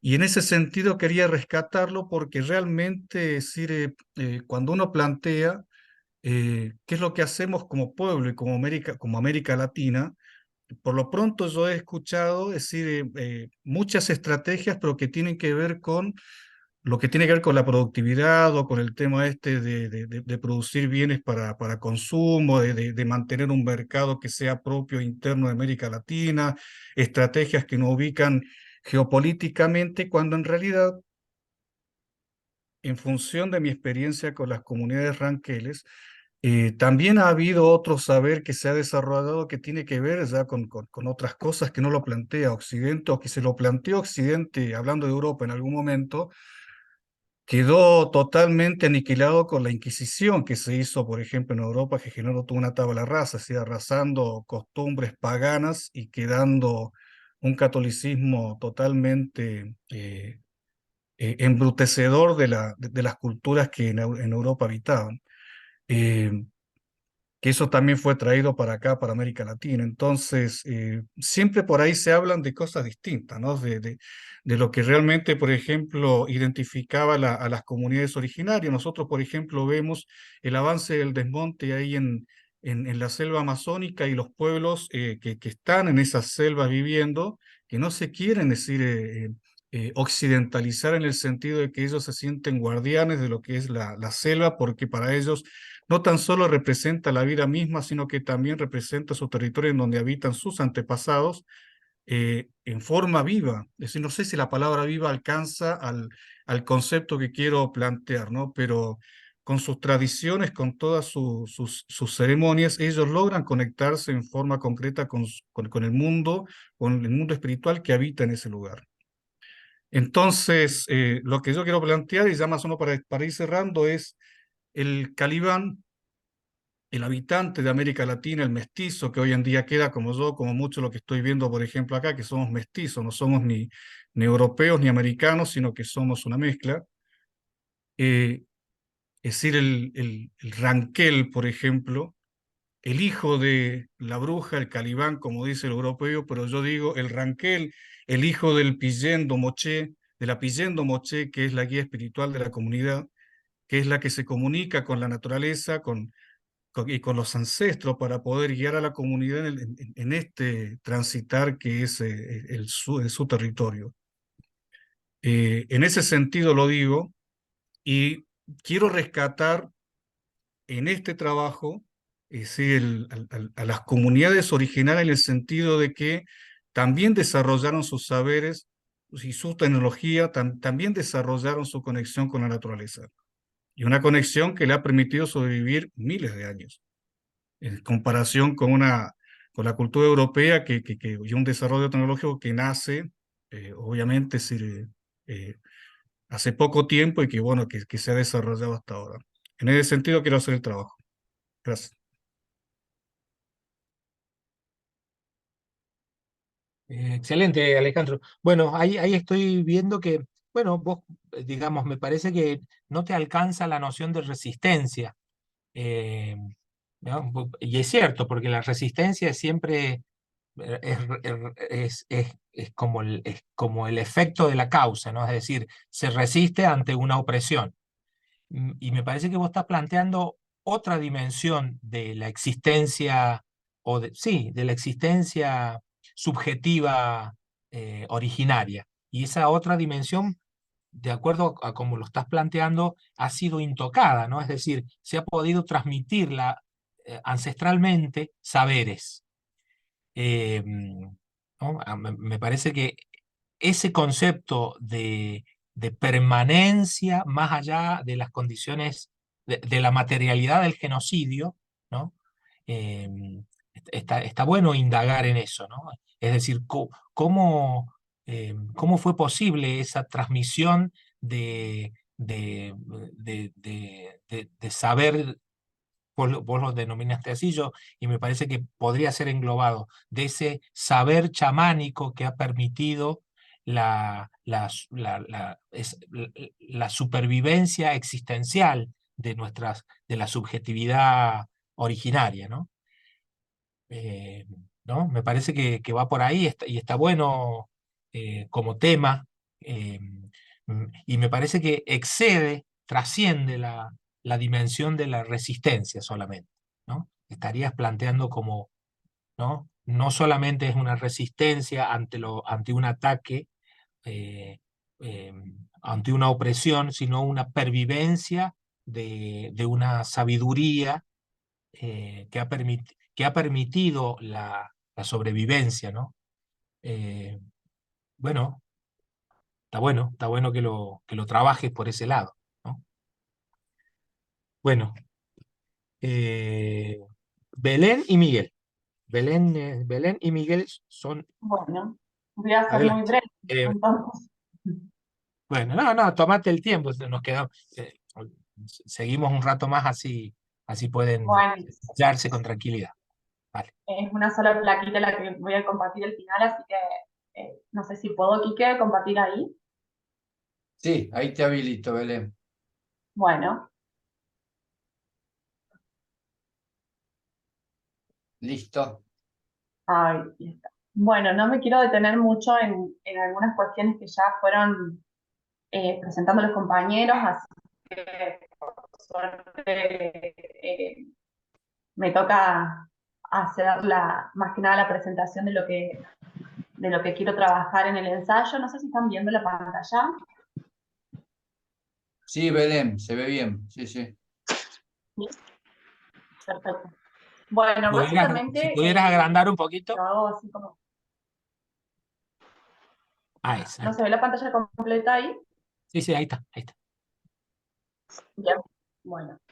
Bueno, básicamente lo que quiero hacer a partir del ejercicio que propone el profesor tiene que ver con retomar algunos de estos tópicos y estas dicotomías que se presentan en función de este tema que me convoca a mí. También como el compañero Lautaro, yo vengo trabajando con este mismo tema durante toda la especialización, lo cual en este caso me permite alumbrar estas cuestiones con la propuesta del curso. Y tiene que ver con dos preguntas que me hago que más o menos dicen, ¿qué hacemos con eso que nos dijeron que somos? ¿Cómo transformamos hoy eso que hicieron de nosotros? Y esto es en función de los trabajadores y trabajadoras de la salud y todo lo que tiene que ver con la salud en sí también, ¿no? Digo, desde esta mirada eurocéntrica y desde lo que pensamos de nuestra América y cómo la podemos pensar y reconfigurar a partir de nuestras realidades, ¿no? Entonces ahí surgen estas dicotomías o estos diálogos que pretendo abarcar o al menos presentar en el ensayo que tienen que ver con un ser y un hacer hegemónico de este colectivo contra un antiimperialismo que viene a problematizar eso, también las subjetividades de los grupos, las subjetividades tanto individuales como colectivas, ¿no? Y esta mirada colonial y viene a problematizar el colonialismo o lo que pretendemos hacer en este espacio. Y esto inserto o pensado, por supuesto, de nuestra América en problematización o tensión o crítica hacia el capitalismo y barra otros modos posibles entendidas como alternativas y otras maneras de ser y estar en estos lugares y de abordar estos espacios y de constituirse como un colectivo con una subjetividad particular que tiene que ver con los trabajadores de la salud desde nuestra América, ¿no? Esto de los otros modos posibles también lo traigo porque hace poquito estuve en un seminario internacional de AUGM y me pude conectar con experiencias comunitarias, con trabajadores que hacen experiencias y proyectos que tienen muy interesantes en situación de encierro, por ejemplo, con trabajadores de salud mental, ¿no? Entonces, bueno, me hace pensar en otras posibilidades ante la práctica hegemónica del hacer salud en un hospital y con todo lo que la mercantilización y los embates liberales han tratado de hacer con la salud en función del capital, ¿no? Así que, bueno, creo que voy a ir por ese lado, espero haber sido clara, quiero hacerlo de la manera más rápida posible, así que iré por esos lados.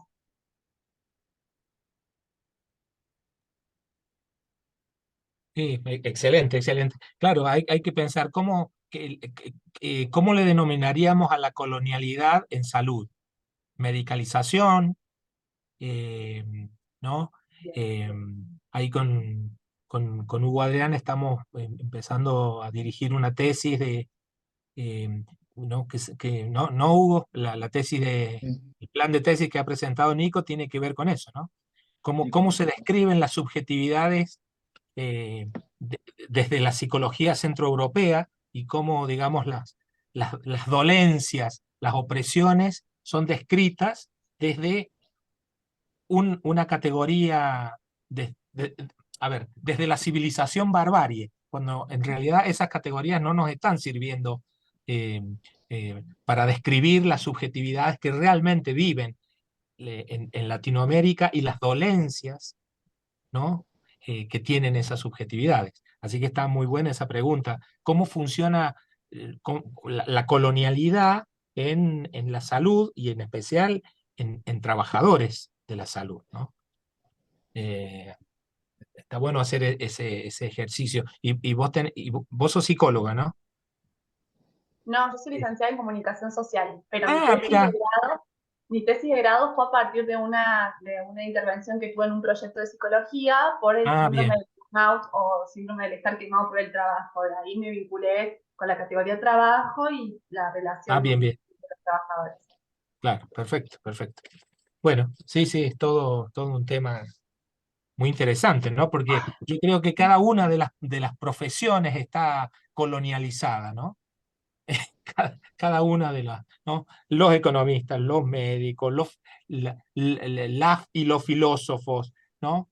Todos estamos colonializados y tenemos eh, que liberarnos cada uno en nuestro ámbito. Entonces, la pregunta de cómo, ¿no? Cómo liberarme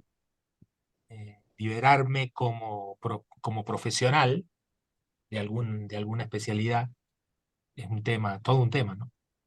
Después me Bueno, interesaría tener algo más de información sobre esa tesis, que quizá podamos compartir algún tipo de marco teórico o algo, quizá me pueda bueno, servir. y bueno, lo debéis conocer, Nico es con Nicolás Escudero.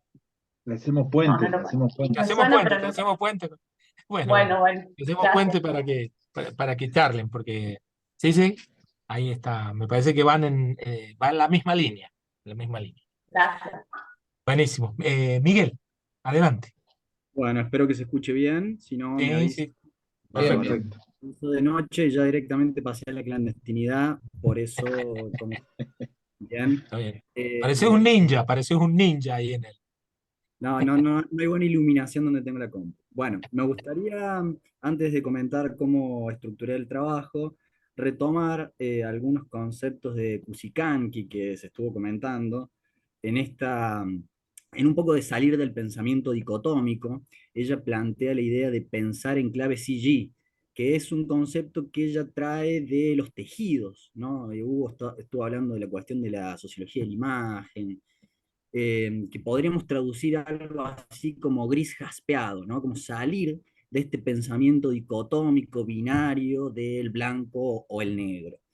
Y por otro lado, también muy interesante bueno, ahí ella trabaja también la cuestión de los géneros, ¿no? Y de cómo el patriarcado es algo que traen los europeos a partir de la idea de pater familia, de esta idea del derecho romano, ¿no? Entonces, ella plantea esta idea de que no hay dicotomía, que no hay binaridad. Y por otro lado, la idea de Pachacuti, de esta destrucción total de la forma de organización de vida social, cultural, económica, con la llegada de los europeos. Entonces, por eso de la necesidad de rastrear hasta ahí el desarrollo del continente. Bueno, eso por un lado, sobre los debates que estuvieron planteando. Mi trabajo yo lo planteé a partir de 5 puntos. La verdad que quedé muy entusiasmado después de la última clase, así manija, como dicen mis alumnos. Así que no hice placa, pero hice todo un punteo bueno, me gustaría comentar. El punteo que yo armé tiene 5 partes. La primera es la introducción, donde retomo algunas cuestiones que se trabajaron en la última clase, de las intervenciones de Hugo, de las intervenciones de Nico, respecto de la importancia de la literatura para el pensamiento latinoamericano y de cómo termina siendo la literatura por ahí lo que más se conoce, lo que más trasciende, ¿no? Qué sé yo, García Márquez o los propios escritores uruguayos que son tan famosos y que poco se conoce del pensamiento latinoamericano. En segundo lugar, trabajo el carácter de clásico del texto de Retamar, esto que ya comenté en la intervención de la clase pasada, de cómo él intenta explicar la totalidad de lo real. No creo necesario ahondar en eso. Lo tercero tiene que ver con la circulación, con la producción y la circulación del conocimiento, a partir del interrogante que se hacía la primera clase eh, bueno, básicamente sobre la tesis Sosse sobre Feuerbach y esta idea de no solamente explicar la realidad, sino transformarla. Entonces ahí yo hablo un poco del rol que tiene el inglés como idioma en el que parece que nos tenemos que comunicar aquellos que hacemos ciencias sociales, ¿no? Como ha logrado esa hegemonía y que un poco es ¿cómo decirlo? El formateo con ISET, ¿no? Esto de tener que publicar y de publicar en revistas que estén indexadas y que tenga cierto peso, que por un lado ha permitido a muchos investigadores jóvenes tener estudios doctorales, postdoctorales, pero que al mismo tiempo, bueno, mete el conocimiento medio en una planilla de Excel, ¿no?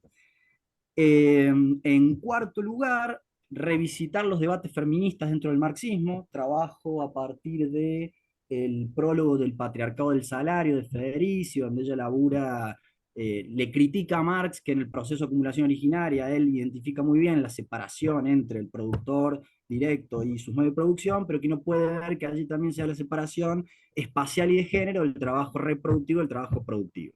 Y ahí me interesaba trabajar las figuras de la bruja de Sícorax y de Miranda, para laburar, por un lado, en la bruja, esta idea de las mujeres como máquinas de parir, como reproductoras del único, el único bien capaz de generar valor, que es la fuerza de trabajo, ¿no? Como esta historia de que ella es la madre de la bestia, pero que muere y que no aparece mucho en la historia, que inclusive creo que puede vincularse inclusive con la idea de pecado original y de Eva.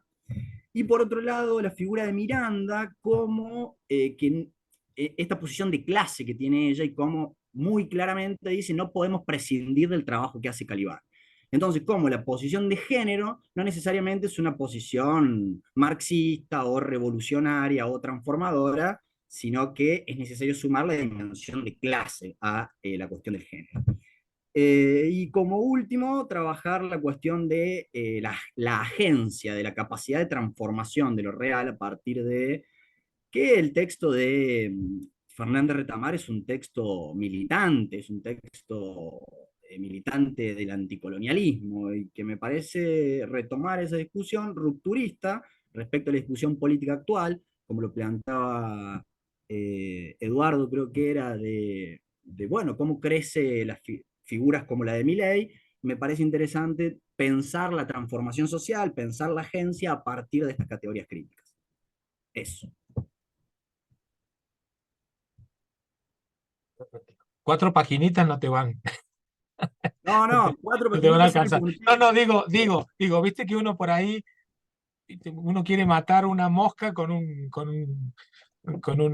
cañón, y en realidad a lo mejor lo que tenés que pensar es todo esto que has planteado, que cada uno de esos 5 es un gran tema, ¿no? A lo mejor pensarlo ya como un trabajo final, ¿no? De la carrera, ¿no? Vinculado, obviamente, vinculando todos los módulos entre sí, ¿no? Pero digamos, a lo mejor, digo yo, porque en realidad lo que se está pidiendo aquí son esas 4 o 5, las que quieran. Si quieren escribir 50 también está bien. Pero digo, a lo mejor no excederse en lo que se está pidiendo para aprobar el módulo y ser como más eficiente y dejar todo eso para a lo mejor el trabajo final de la especialización, ¿no? Digo yo, para no cometer el exceso de usar más esfuerzo del que se está pidiendo para aprobar el módulo, ¿no? Así que muy interesante esos 5, ¿no? Bueno, ahí estamos. Muy bien. Muchas gracias por todas las participaciones, muy interesantes. Creo que hay 2 Ahí te están pidiendo Perdón, yo tenía anotado hasta ahí. Bueno, sigamos. Miguel Ángel y Eli te están pidiendo. Bueno, si pueden. Adelante. Sí, bueno, perdón, pero tengo no sé, mala comunicación y se cayó la comunicación y se me bajó la mano. Y después nombrabas a Miguel, pero justamente era el tocayo ahí. Bueno. Mi aporte es, bueno, no puedo, como tengo más internet, no preparé las placas. Es continuar con la idea que me propusiste en la clase anterior de trabajar todos estos procesos de rebelión y de resistencia que presentan, que dan a esta configuración del Calibán, pero me quedé con un aporte que me parece importante, porque bueno, yo soy politólogo y el poder para mí yo soy más que nada cratológico.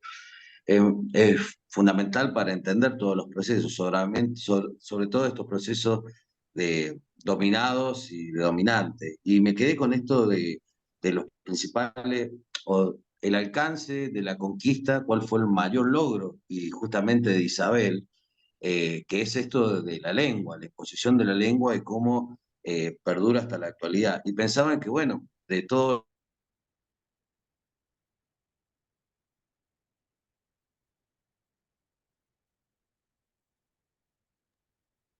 Se cayó, ¿no?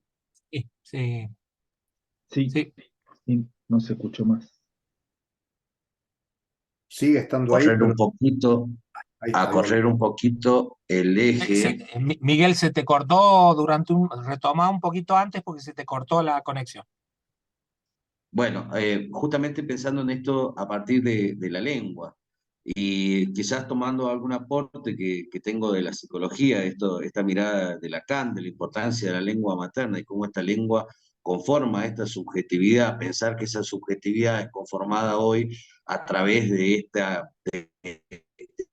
este lenguaje castellano y cómo estas señas, a ver, cómo la resistencia también a este castellano ha estado en señas o marca lingüística que han hecho esa resistencia, cuya la tonada, justamente, la tonada. Se te está cortando, Miguel, no te estamos escuchando.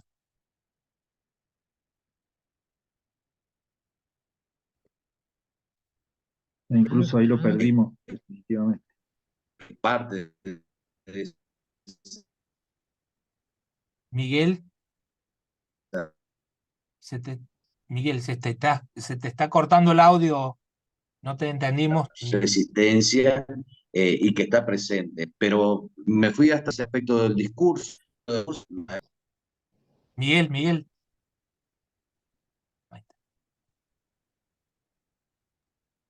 Se corta, Miguel, no te podemos seguir, ese es el problema. En todo caso, escribilo y nos lo mandás para que lo tenga Ramón, me parece que sería lo mejor. Además, digo, ya estamos cerrando, Eli a lo mejor hace algún comentario y después a lo mejor Julio o alguien más, yo quería hacer 2 referencias, así podemos ir terminando. Claro. Bueno, hagamos así. Bien. Eli, entonces.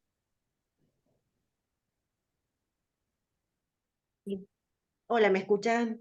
Sí, perfecto. Gracias, ¿cómo están? Bueno, un gusto. A mí también, yo tengo bastante flojo internet, aviso. Bueno, cortito, porque yo ingresé tarde, así rápidamente, hoy terminé de leer el texto. A mí me resonaron, por supuesto, el Calibán como la otredad, como el otro, ¿no? Entonces a mí me gustaría trabajar esa categoría de la otredad y la alteridad, y bueno, soy re buena para poner títulos, pero re mala para hacer las preguntas, así que a mí me encantó, digamos, trabajar la dialéctica del Calibán, ¿no? Porque en realidad, bueno, tiene que ver con la otra cara de la moneda, si se quiere. Entonces yo digo, cómo proponer una dialéctica para el reconocimiento de la otredad en el ámbito de la salud de nuestra América para la carrera de acompañamiento terapéutico. O sea, lo pensé ahora, lo focalicé, quizá estoy abierta. Bueno, a mí, como me resonaron esos temas, por supuesto que yo empiezo a relacionar el Calibán como el otro, como una postura epistemológica, bueno, que explora discursivamente la imagen de las culturas, retomo un poco las aportaciones que hacen Rodolfo Kusch como pensador de nuestra América, un pensador de la liberación. Bueno, y aunque él de alguna manera va trabajando esta cuestión bueno, porque también me resuena esto de la colonialidad del saber y la colonialidad del ser, ¿no? Y pensado también y relacionado un poco en relación a cómo el ejercicio o cómo se materializa esta cuestión o cuál es la práctica dentro de las universidades. Ya sabemos que todos usamos textos europeizantes inevitablemente, ahí estamos, si bien es una lucha empezar a trabajar como pensadores latinoamericanos, no es imposible, y de hecho, bueno, yo en mi caso, que lo vamos retomando de a poco, ¿no? Trabajando con pensadores latinoamericanos. Pero, digamos, entonces, esta dialéctica del Calibán es cómo pensarla, qué proponemos, ¿no? Porque si bien la respuesta puede ser obvia, porque te dice el mismo texto, que es el reconocimiento del otro, ¿cómo lo hacemos? En un viaje concreto de intervención profesional desde el ámbito del acompañante terapéutico, ¿no? Que si bien podría ser todo, puede estar dado desde un plano, desde una vocación muy fuerte por el altruismo, la solidaridad, pero la realidad es que quedan resabios en nuestra subconsciente o inconsciente de esta cuestión de nuestra colonialidad en la formación. Entonces, bueno, eso, la otredad, la alteridad sería como esta palabra que aparece contrapuesta, la otredad, o no contrapuesta, sino como la cuestión, la propuesta dialéctica de la otredad, y bueno, empezar a profundizar en eso. Yo hice lo fuimos relacionando, me queda el desafío de ver, a mí me gustó cómo posicionaron al del aire. ¿Cómo es el del aire? No me acuerdo. Ariel. Ariel. Ariel ahí adquiere una significación interesante porque va teniendo una multiplicidad de significaciones que se le atribuyen, y a mí me quedo con la inquietud de poder trabajarlo en función de Ariel a esta cuestión de la dialéctica. Eso. Excelente. Pues sabés que nosotros damos ética en el profesorado de educación especial, que ya está viejo el nombre ese, ¿no? Un profesorado de educación especial. Eh, y vos sabés que hay unos textos muy nuevos de Claxo, que te los puedo pasar, mira.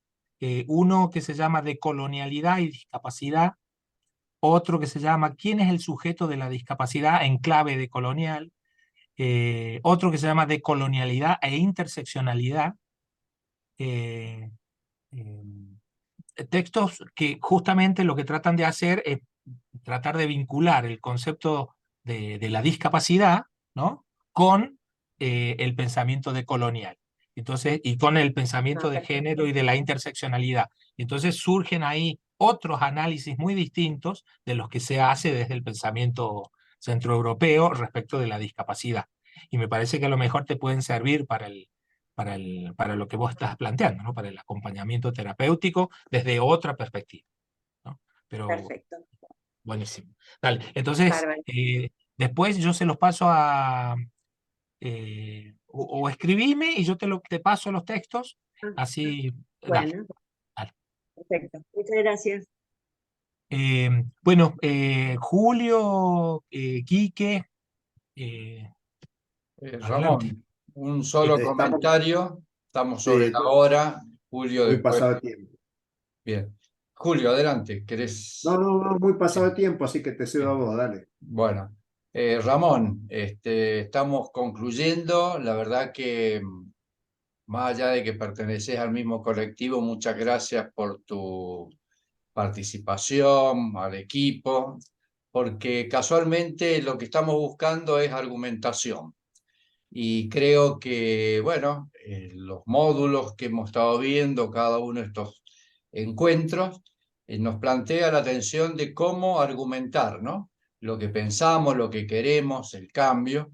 Y por supuesto que nosotros los retomaremos en el curso siguiente a muchos de estos temas o a alguno de ellos, pero la verdad que, bueno, explícitamente reconocerte el agradecimiento, porque realmente suma cualitativamente de curso en curso, de corte en corte, bueno, de la modalidad en que estamos abordando la especialización. Así que era ese comentario. Hay otros comentarios que han surgido de los debates y demás, que bueno, por una cuestión de tiempo, después con Julio los retomamos el próximo viernes al inicio del curso número 6. Así que bueno, si no hay más, vos, Ramón, tenés algún comentario. Si no, yo de mi parte cierro aquí.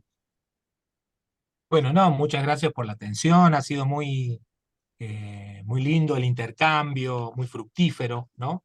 No, y nos vamos a seguir viendo. Yo voy a no digo siempre, pero voy a seguir participando de las clases y demás. Y recuerden, habíamos quedado el 13 de octubre, ¿se acuerdan? En la primera clase consensuamos que el 13 de octubre ustedes entregan este pequeño ensayo, ¿no? Así que, bueno, pregunto, ¿estamos de acuerdo, no? Sí, Perfecto, todos listo. están de acuerdo.